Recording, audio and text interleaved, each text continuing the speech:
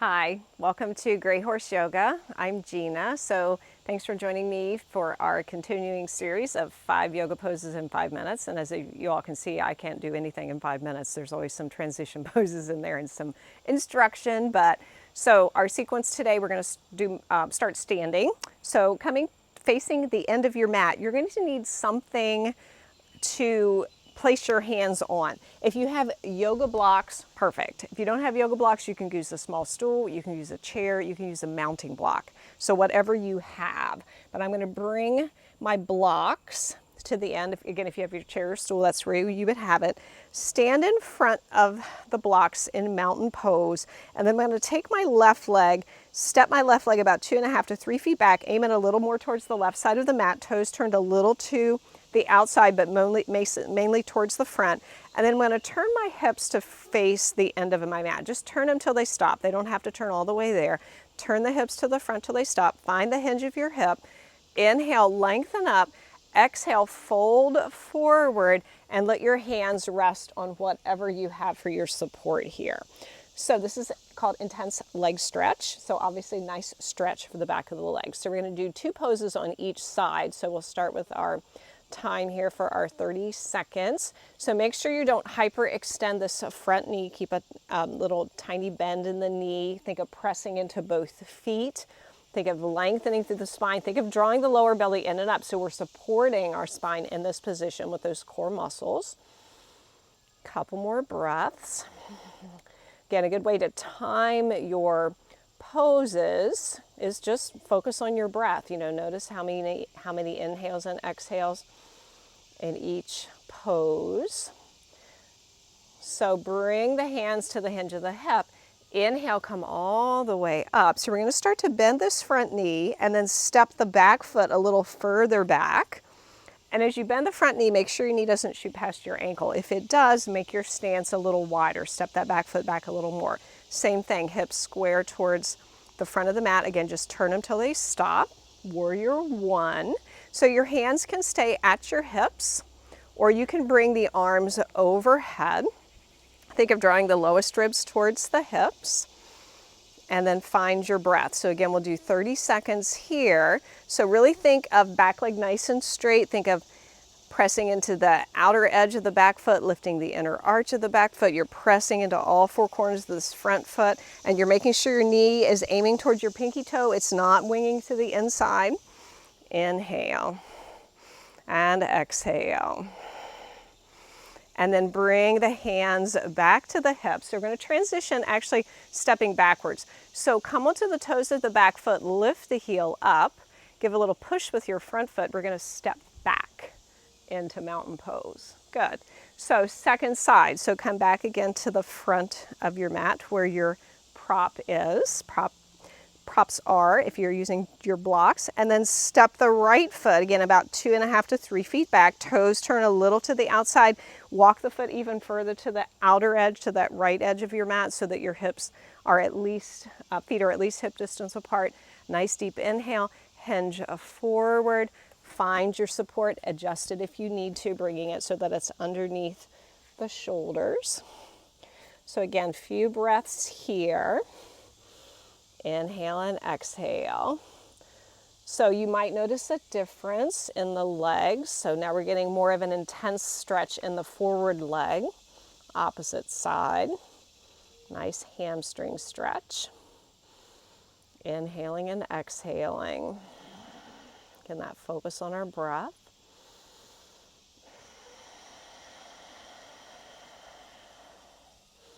Another breath here. And then again, bring the hands to the hinge of the hip. Inhale, come up with the torso. So we're going to start to bend the front knee, step the right foot, that back foot back a little bit further. Again, come to our warrior 1. So if your knee shoots past your ankle, again, step that right foot a little further back. Turn the hips towards the front till they stop. And then arms again can stay at the hips. You can bring the arms overhead. You can do a cactus position. Whatever works for you. Think about, what do your shoulders need while we're here? Different options. Inhale and exhale. Again, think of that back leg being nice and straight. We're pressing into all four corners of the front foot. And we're breathing. And then bring the hands again back to the hinge of the hip. Come onto the toes of the back foot, lift the back heel, step that left leg back beside the right. Again, come to your mountain pose. Inhaling and exhaling. So, moving your props out of the way. We will not need them any longer, so just move those off to the side out of the way. And we're going to come down to a downward facing dog. So just kind of come to the center of your mat, bend your knees a little bit, bring the hands down to the mat, shoulders distance apart, step the feet back, adjust yourself on your mat, feet, shoulders distance apart, hands, shoulders distance apart, and feet, hip distance apart. So we're going to have our downward facing dog here for a minute. So several options. You can keep the knees bent. Gets a little bit more length in the spine, taking pressure off the hamstrings. If you want to keep working your hamstrings a little bit, you can pedal through the feet here, press down through one heel, get a nice stretch on that leg, and then switch to the opposite side. Make sure you're breathing. And then if you'd like a little challenge, you can do this either with the standing leg bent or both legs straight. You can do a three-legged dog. So bring the right leg up. Toes stay pointing down. The leg does not have to lift high. Make sure you keep even weight in the hands. And you can release that leg back down. And then second side if you like, or just keep both feet on the ground. Inhale and exhale. And then if you've lifted that second leg, bring that leg back down. Another breath here. And then release the knees to the floor. Uncurl the toes. Come back to child pose just for a breath. Take a breath here. Inhale and exhale. And then gently bring the hands back towards the knees as you come up onto your heels. And then go ahead and come right up into a kneeling position. So next posture, today's variation of Camel Pose, which is a nice front extension or back bend. So we want the knees to be right underneath the hips.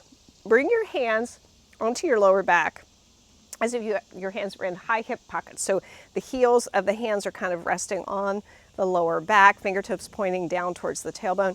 Draw the shoulders back. Think of pressing the hips forward, drawing the shoulders back as you lift the sternum. You can gaze up towards the ceiling if you'd like, or keep your chin towards the collarbones. So we're going to do this in two sequences. We'll do about 30 seconds for the first side. We've been here about 10 already. And then we'll come down because this can be an intense stretch for some people. It is for me. Good. So keep thinking again, hips pressing forward. You're pressing into the knees. Little energy in the bum, little squeeze of the bum there. And then coming back out of that, come to neutral. So two options, you can stay just like this or sit back onto your heels for a moment if that's okay for your knees. If not, then just stay up in your kneeling pose. And then coming back up if you were down on the knees once again, we're going to press into the feet. Think of sending the hips forward. The sternum lifts, the shoulders draw back. Make sure you're breathing. Again, press into the feet, little energy in the back of the body, little squeeze at the bum. Inhaling and exhaling. Again, if looking up does not work for you, then keep your chin aiming towards the collarbones. Just keep the sternum lifted. And then again, gently coming back out. And we're going to come back down to table pose and do a little counter pose for that, just a little cat pose. Exhale, round the spine.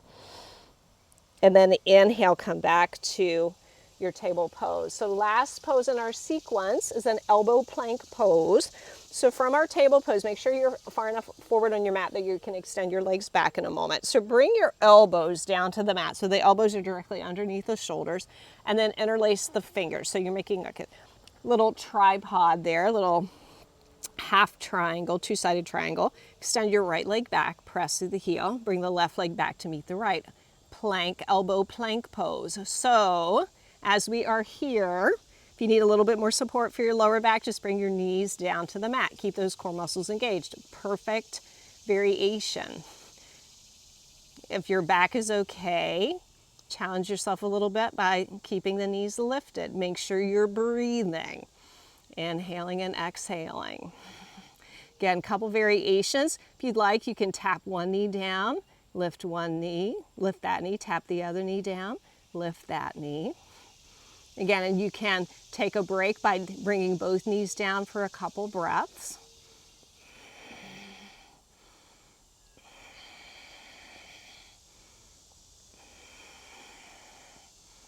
Again, most important that you're breathing.